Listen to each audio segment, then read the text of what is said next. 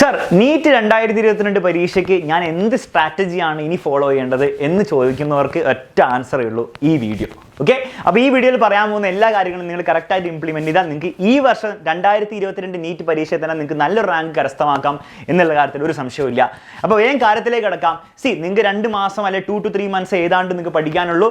നിങ്ങൾ ഓൾറെഡി കുറച്ചൊക്കെ പഠിച്ചവരായിരിക്കാം, ചിലവർ പഠിച്ചിട്ടുണ്ടാവില്ല. എല്ലാവർക്കും യൂസ്ഫുൾ ആയ ഒരു രീതിയിലാണ് ഈ സ്ട്രാറ്റജി പ്രിപ്പയർ ചെയ്തിരിക്കുന്നത്. ഓക്കെ, അപ്പോൾ സ്ട്രാറ്റജിയിലേക്ക് കിടക്കാം. ഈ strategies applicable to physics, chemistry and biology എല്ലാ സബ്ജക്റ്റിനും അപ്ലൈ ചെയ്യാൻ പറ്റും.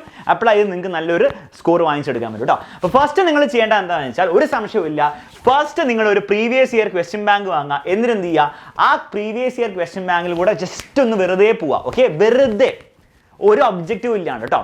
അപ്പോൾ ചാപ്റ്റർ വൈസോ ഇയർ വൈസോ ഒരു വർഷത്തെ പേപ്പർ കൂടെ എടുക്കുക, വെറുതെ ഒന്ന് വായിച്ചു വെക്കുക. ഓക്കെ, അപ്പോൾ നിങ്ങൾക്ക് ജസ്റ്റ് ഒരു പിക്ചർ കിട്ടും. ഇന്ന ക്വസ്റ്റൻസ് ആണ് പരീക്ഷയിൽ ചോദിക്കാൻ പോകുന്നത്. ഫിസിക്സിൽ ഇന്ന കാര്യങ്ങളാണ് ചോദിക്കുക, കെമിസ്ട്രി ഇന്ന കാര്യങ്ങളായിരിക്കും ചോദിക്കുക, ബയോളജി ഇങ്ങനെ കാര്യങ്ങളായിരിക്കും ചോദിക്കുക, ഇന്ന രീതിയിലായിരിക്കും ക്വസ്റ്റൻസ് ചോദിക്കുക എന്നുള്ളൊരു ധാരണ ഉണ്ടാക്കിയെടുക്കാൻ വേണ്ടിയിട്ടാണ് കേട്ടോ. അപ്പോൾ ജസ്റ്റ് ഒന്നും പഠിക്കാനൊന്നുമല്ല, നിങ്ങൾ ഒരു അരമണിക്കൂർ 1 മണിക്കൂർ നിങ്ങൾ സമയം മാറ്റി വെക്കുക. ഒരു പ്രീവിയസ് ഇയർ ഒരു ക്വസ്റ്റ്യൻ പേപ്പർ എടുക്കുക, അല്ലെങ്കിൽ ഓരോ ചാപ്റ്റർ വൈസുള്ള ക്വസ്റ്റ്യൻ എടുക്കുക. എങ്ങനെ എടുത്താലും കുഴപ്പമില്ല. പ്രീവിയസ് ഇയർ ഒരു ക്വസ്റ്റ്യൻ ബാങ്ക് എടുത്തിട്ട് നിങ്ങൾ ജസ്റ്റ് ഒന്ന് സ്റ്റഡി ചെയ്യാം നിങ്ങളുടെ രീതിയിൽ. അപ്പം നിങ്ങൾക്ക് ഒരു ഐഡിയ കിട്ടും, നിങ്ങൾക്ക് എത്രത്തോളം ഗ്യാപ്പ് ബ്രിഡ്ജ് ചെയ്യാനുണ്ടാവും. ഓക്കെ, അപ്പോൾ ഒരു ഐഡിയ കിട്ടി. ഇനി നെക്സ്റ്റ് നിങ്ങൾ ചെയ്യേണ്ടതെന്ന് വെച്ചാൽ, നിങ്ങൾ പഠിച്ച് തുടങ്ങണം. കാരണം ഇങ്ങനെ ആലോചിച്ചുകൊണ്ടിരുന്നിട്ട് കാര്യമില്ല, പഠിച്ച് തുടങ്ങണം. അപ്പം ലെറ്റ്സ് സേ നിങ്ങൾ എന്താണ് കെമിസ്ട്രി പഠിക്കാമെന്ന് വിചാരിക്കുക. അപ്പോൾ കെമിസ്ട്രിയിൽ some basic concepts of chemistry എന്നുള്ള ഫസ്റ്റ് ചാപ്റ്റർ വെച്ച് നിങ്ങൾ സ്റ്റാർട്ട് ചെയ്യുകയാണെങ്കിൽ നിങ്ങൾ എന്താ ചെയ്യാൻ പോകുന്നത്, വെറുതെ NCERT എടുത്ത് വായിക്കാൻ പോകണം. നല്ലൊരു ഐഡിയ ആയിരിക്കും, പക്ഷേ ഒരു ഇയർ സ്റ്റാർട്ട് ചെയ്യുന്ന കുട്ടിക്ക് നല്ല ഐഡിയ ആയിരിക്കും. പക്ഷേ നമുക്ക് എന്താണ്, നമുക്ക് 2-3 മാസം ബാക്കിയുള്ള ആൾക്കാർക്ക് NCERT ഫസ്റ്റ് മുതൽ വായിക്കാമെന്ന് പറഞ്ഞാൽ നല്ല ഐഡിയ അല്ല. കാരണം തീരില്ല, അത്രേ ഉള്ളൂ, തീരില്ല. ഓക്കെ, കാരണം കെമിസ്ട്രി മാത്രം പഠിച്ചാൽ പോരല്ലോ, ഫിസിക്സും ബയോളജി കുറേ ഉണ്ട്. അപ്പം അങ്ങനെ ഒരിക്കലും ചെയ്യരുത്. നിങ്ങൾ ആദ്യം ചെയ്യേണ്ടതെന്ന് വെച്ചാൽ, ആ some basic concepts of chemistry എന്ന് പറഞ്ഞാൽ ആ ചാപ്റ്ററിൻ്റെ പ്രീവിയസ് ഇയർ ക്വസ്റ്റ്യൻസ് നിങ്ങൾ എടുത്ത് വെക്കാം. ഓക്കെ, അത് ആ ക്വസ്റ്റ്യൻ ബാങ്കിലുണ്ടാവും. എക്സാമിനറിന് വാങ്ങാം, ആരുടെ വാങ്ങിച്ചാലും കുഴപ്പമില്ല, സാധനം വേണം കയ്യിൽ കേട്ടോ. അപ്പം ആ പ്രീവിയസ് ഇയർ ക്വസ്റ്റ്യൻ ബാങ്ക് എടുത്തിട്ട് ആ ചാപ്റ്റർ എടുത്ത് വെക്കുക. അപ്പം നിങ്ങൾക്ക് ഒരു ഐഡിയ കിട്ടും. എന്നിട്ട് നോക്കുക, ഇന്ന ക്വസ്റ്റ്യൻസ് ആണ് വരിക, ഇന്ന ഏരിയാസിൽ ഇന്ന ക്വസ്റ്റ്യൻസ് ആണ് വരിക, പ്രോബ്ലംസ് ഉണ്ടോ, പ്രോബ്ലംസ് ഏതൊക്കെയാണ്, അതിൻ്റെ ഡിഫിക്കൽട്ടി ലെവൽ എന്താണ്, നിങ്ങൾക്ക് ചെയ്യാൻ പറ്റുമോ എന്നൊക്കെ ട്രൈ ചെയ്ത് നോക്കുക. ഓക്കെ, ജസ്റ്റ് ഒന്ന് ട്രൈ ഒക്കെ ചെയ്ത് നോക്കുക. എന്നിട്ടും ഒന്ന് മനസ്സിലാക്കുക, ഓക്കെ ഇന്ന കാര്യങ്ങളാണ് വരുന്നത്, ഇന്ന ടോപ്പിക്സാണ് വരുന്നത്. അപ്പം നിങ്ങൾക്ക് മനസ്സിലായിട്ടുണ്ടാവും NCERTയിലെ എല്ലാ കാര്യങ്ങളും അതിൽ ചോദിക്കില്ല. ബയോളജി പോലെയല്ല കെമിസ്ട്രിക്കും ഫിസിക്സിനും ക്വസ്റ്റ്യൻ ചോദിക്കാം. ബയോളജിയിൽ ഒബ്വിയസ്ലി NCERTന്ന് എവിടെ വേണം ചോദിക്കാം, NCERTനെ ചോദിക്കുകയുള്ളൂ 95 to 97% ക്വസ്റ്റ്യൻസ്. പക്ഷേ ഫിസിക്സിനും കെമിസ്ട്രിയിലും അങ്ങനെയല്ല. അപ്പം NCERTന്ന് ചോദിക്കുള്ളൂ, പക്ഷേ NCERTന്ന് എല്ലാ ഏരിയാസിനും എടുത്ത് ചോദിക്കില്ല. പ്രത്യേക ഏരിയാസ് ഉണ്ടാവും ഓരോ ചാപ്റ്ററിൻ്റെ. അപ്പോൾ ആ ഏരിയാസ് നിങ്ങൾ ഐഡൻറ്റിഫൈ ചെയ്യണം. എന്ത് ചെയ്യണം, മാനത്തേക്ക് നോക്കിയിരുന്നിട്ട് കാര്യമില്ല, പ്രീവിയസ് ഇയർ ക്വസ്റ്റ്യൻസ് നോക്കുക. അപ്പം നിങ്ങൾക്ക് ഒരു ഐഡിയ കിട്ടും, ഓക്കെ ഇന്ന ഏരിയാസ് നിന്നാണ് വരുന്നത്. ഇനി നിങ്ങൾ എന്ത് ചെയ്യുക, ആ ഏരിയാസ് ഫോക്കസ് ചെയ്ത് പഠിക്കുക. കാരണം ഹയസ്റ്റ് പ്രോബബിലിറ്റി ആ ഏരിയാസ് നിന്നായിരിക്കും. അപ്പം ഹയസ്റ്റ് പ്രോബബിലിറ്റിക്ക് വേണ്ടി പഠിക്കുക. അപ്പോൾ ആ ഏരിയാസ് നിങ്ങൾ എന്തെടുക്കുക, നിങ്ങളുടെ രീതിയിൽ പഠിക്കുക. അത് ഓരോ ആൾക്കാർക്ക് ഓരോ രീതിയായിരിക്കും. നിങ്ങൾ എക്സാമിനറിൻ്റെ ക്രാഷ് കോഴ്സ് ജോയിൻ ചെയ്യുന്നുണ്ടെങ്കിൽ നിങ്ങൾ എക്സ്ട്രാ നിങ്ങൾ പഠിക്കാനൊന്നും പോകണ്ട, ക്ലാസ് വന്നിരുന്ന് കാണാം. Okay, some basic concepts of കെമിസ്ട്രിയുടെ ക്ലാസ് വന്നിരുന്ന് കാണാം.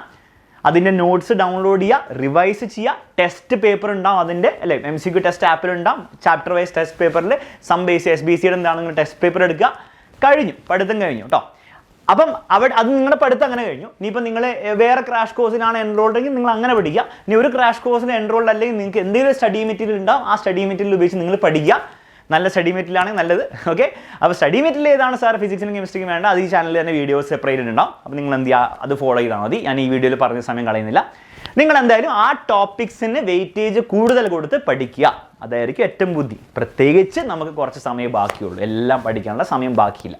അപ്പോൾ പ്രീവിയസ് ഇയർ ക്വസ്റ്റൻസ് നിങ്ങൾ അനലൈസ് ചെയ്യുന്നു, ഇമ്പോർട്ടൻറ്റ് ഏരിയസ് നിങ്ങൾ മനസ്സിലാക്കുന്നു, അത് മാത്രം നിങ്ങൾ ഫോക്കസ് ചെയ്ത് പഠിക്കുന്നു.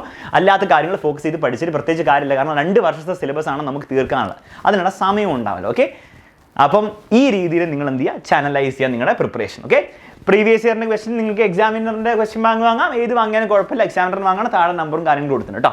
ഓക്കെ, അപ്പോൾ ഇതായിരിക്കും നമ്മുടെ സ്ട്രാറ്റജി.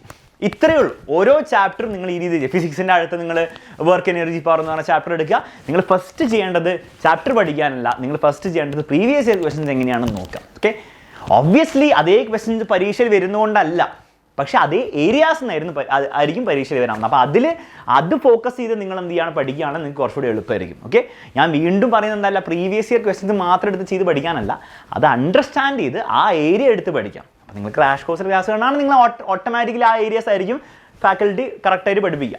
എന്നിട്ട് നിങ്ങൾ എന്ത് ചെയ്യുക, എന്നിട്ട് ഈ പഠിച്ചു കഴിഞ്ഞിട്ട് നിങ്ങളുടെ ടെസ്റ്റ് സീരീസും കാര്യങ്ങളൊക്കെ അറ്റൻഡ് ചെയ്തിട്ട് നിങ്ങൾക്ക് കൂടുതൽ സമയം ബാക്കി ഉണ്ടെങ്കിൽ നിങ്ങൾ മാക്സിമം എന്ത് ചെയ്യുക, പ്രീവിയസ് ഇയർ ക്വസ്റ്റ്യൻസ് വർക്ക്ഔട്ട് ചെയ്യുക. മനസ്സിലാവുന്നുണ്ട്? പ്രാക്ടീസ് ചെയ്യുക. ഓക്കെ, ഒരു ടെസ്റ്റ് കൊടുക്കുന്ന പോലെ എന്ത് ചെയ്യുക, ആ ചാപ്റ്ററിൻ്റെ മാക്സിമം നിങ്ങൾക്ക് പറ്റുന്ന അത്രയും സമയം എടുത്തിട്ട് പ്രാക്ടീസ് ചെയ്യുക. ഈ ഒരു സ്ട്രാറ്റജി ആയിരിക്കണം നിങ്ങൾ അക്രോസ് ഓൾ സബ്ജക്ട്, ഫിസിക്സും കെമിസ്ട്രിയും ബയോളജിയും കറക്റ്റായിട്ട് നിങ്ങൾ ചെയ്യണം. ഓക്കെ, അപ്പോൾ ഈ കാര്യം നിങ്ങൾ ചെയ്യുമെന്ന് ഞാൻ വിശ്വസിക്കുന്നു. ഒരു സംശയമില്ല, ഇതായിരിക്കും ഇനിയുള്ള കാലങ്ങളിൽ നീറ്റ് 2022 ഇനിയുള്ള ദിവസങ്ങളിൽ ഏറ്റവും ബെസ്റ്റ് സ്ട്രാറ്റജി. കറക്റ്റായിട്ട് ഫോളോ ചെയ്യുന്നവർക്ക് ഒരു ബുദ്ധിമുട്ടില്ലാണ്ട് നല്ലൊരു റാങ്ക് തന്നെ ഈ പ്രാവശ്യം തന്നെ കരസ്ഥമാക്കാം. ഓക്കെ, അപ്പോൾ all the best every one. ഈ ചാനൽ ഫോളോ ചെയ്യുക, സബ്സ്ക്രൈബ് ചെയ്യുക. ഇനി നമുക്ക് മറ്റൊരു വീഡിയോയിൽ കാണാം. Bye bye.